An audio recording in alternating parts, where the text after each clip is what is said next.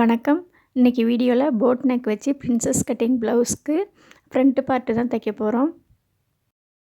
அதுக்கு முதல்ல இந்த மாதிரி வேஸ்ட் லைனிங் துணி ஒன்று வச்சுட்டு, அதுக்கு மேலே ஒரிஜினல் துணி நல்ல பக்கம் நம்மளை பார்க்குற மாதிரி இந்த மாதிரி வச்சுட்டு, அதுக்கு மேலே லைனிங் துணி வச்சுக்கலாம். லைனிங் துணியில் நெக்கு வரைஞ்சிருக்கோம்ல, அதை டார்க்காக நல்லா பளிச்சுன்னு வரைஞ்சிட்டா இந்த மாதிரி பின்பக்கம் கரெக்டாக தெரியும். அது மேலேயே தையல் போட்டுக்கலாம். இந்த மாதிரி வேஸ்ட்டு லைனிங் துணி ஒன்று அடிப்பக்கம் கொடுத்துட்டா தையல் போடுறதுக்கு ரொம்பவே ஈஸியாக இருக்கும். ஒரிஜினல் துணிலையும் சுருக்கம் விழாமல் நீட்டாக இருக்கும்.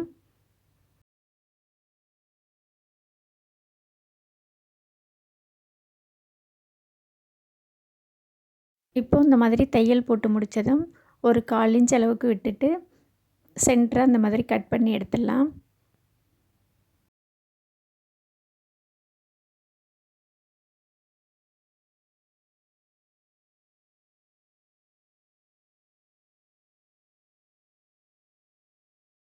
இப்போ அப்படியே பின்பக்கம் திருப்பிட்டு நம்ம வேஸ்ட் லைனிங் துணி ஒன்று கொடுத்தோம்ல, அதை இந்த மாதிரி ஒரு இன்ச் அளவுக்கு விட்டுட்டு இந்த மாதிரி கட் பண்ணி எடுத்துடலாம்.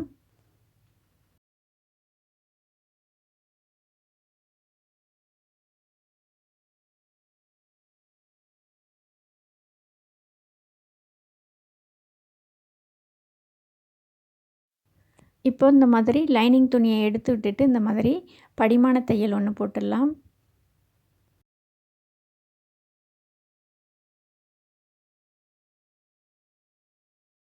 லைனிங் துணியை இந்த மாதிரி தையல் வரைக்கும் நல்லா எடுத்து விட்டுட்டு அந்த லைனிங் துணி மேலேயே தையல் போட்டுட்டு வரலாம்.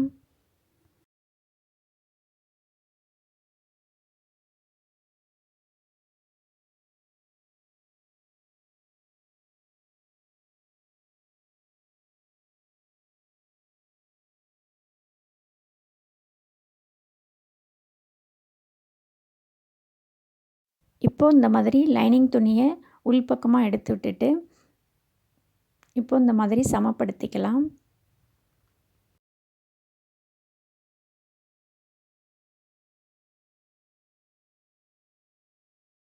இப்போ ஒரிஜினல் துணி மேலே இந்த மாதிரி ஒரு படிமான தையல் போட்டுக்கலாம்.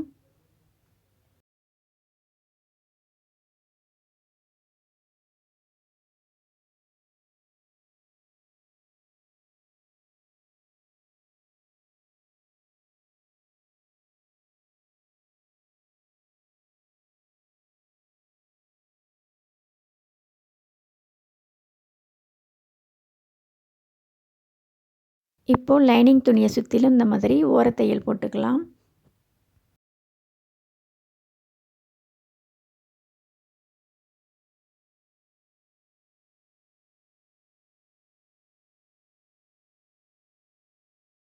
லைனிங் துணியில் இந்த மாதிரி லூஸ் வராத அளவுக்கு எடுத்து விட்டுட்டு இந்த மாதிரி தையல் போட்டுக்கலாம்.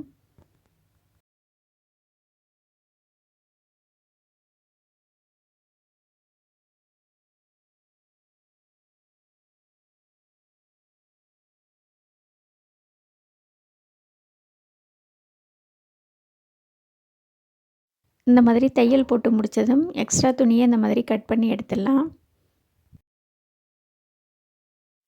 லைனிங் துணி தான் கரெக்டான அளவு. அதுக்கு தகுந்த மாதிரி லைனிங் துணியை விட்டுட்டு எக்ஸ்ட்ரா துணியை இந்த மாதிரி கட் பண்ணி எடுத்துடலாம். இப்போ இந்த மாதிரி ஒரிஜினல் துணி உள்பக்கம் மேலே இருக்க மாதிரி நம்மளை பார்க்குற மாதிரி வச்சுட்டு லைனிங் துணியை அது மேலே வச்சு இந்த மாதிரி தையல் போட்டுக்கலாம். லைனிங் துணியை சுற்றிலும் இந்த மாதிரி ஒரு 1/4 இன்ச்சுக்கு கம்மியாகவே விட்டுட்டு இந்த மாதிரி தையல் போட்டுக்கலாம்.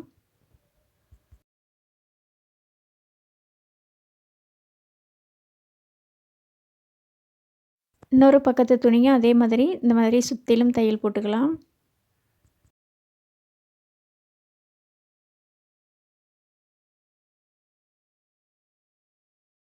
இந்த மாதிரி தையல் போட்டு முடித்ததும் இந்த மாதிரி எக்ஸ்ட்ரா துணியை இந்த மாதிரி கட் பண்ணி எடுத்துடலாம்.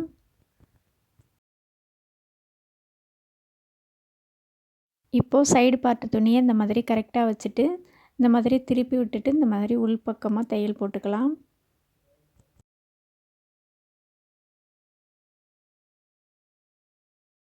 ஒரு 1/4 இன்ச் அளவில் விட்டுட்டு ஒரு தையல் போட்டுக்கலாம். அந்த வளைவில் வரும்போது இந்த மாதிரி கரெக்டாக வச்சுட்டு தையல் போட்டுக்கலாம்.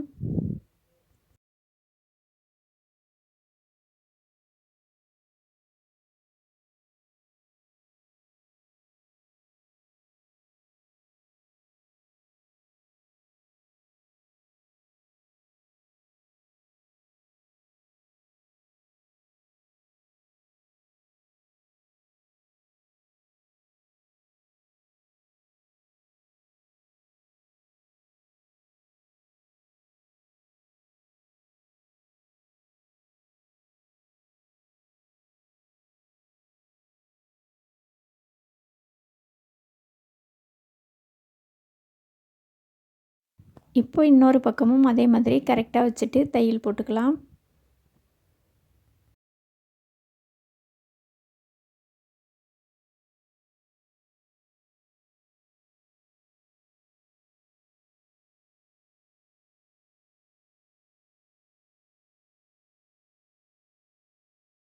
இப்போ கீழ்ப்பக்கம் இந்த மாதிரி எக்ஸ்ட்ரா துணியை சைஸ் பண்ணிக்கலாம்.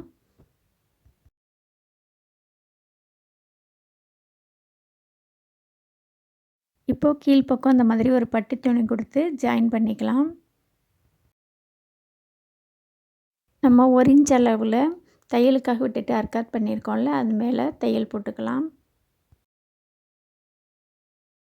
இந்த பட்டி துணிக்கு 4 இன்ச் அகலத்தில் இந்த மாதிரி 2ஆக மடிச்சுட்டு தையல் போட்டுக்கலாம்.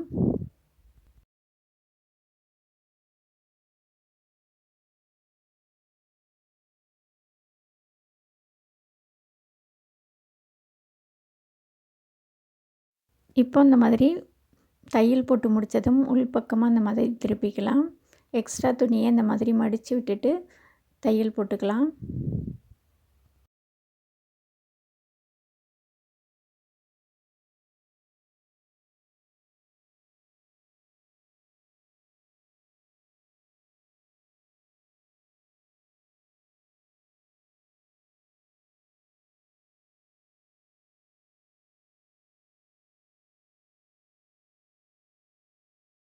லாஸ்ட்லேயும் இந்த மாதிரி எக்ஸ்ட்ரா துணியை மடித்து விட்டுட்டு தையல் போட்டுக்கலாம். அவ்வளவுதான். ரொம்ப ஈஸியான மெத்தட் தான். உங்களுக்கு இந்த வீடியோ பிடிச்சிருக்குன்னு நம்புகிறேன்.